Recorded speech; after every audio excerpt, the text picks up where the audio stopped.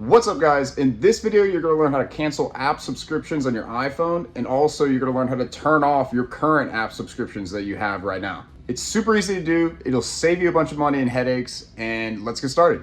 Before we get started, an important note, it would mean the world to me if you could like and subscribe on this video. It's free to do, and it helps my videos reach more people through the YouTube algorithm, and I really appreciate it. Thanks. So first, open up the App Store on your iPhone just like this. Tap your profile photo like this in the top right-hand corner. Tap subscriptions, and it should take you to this screen.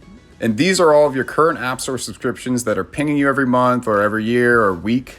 And here's how to cancel an app subscription from your iPhone. Simply tap the app subscription like this, simply go down and tap cancel subscription, and that's it.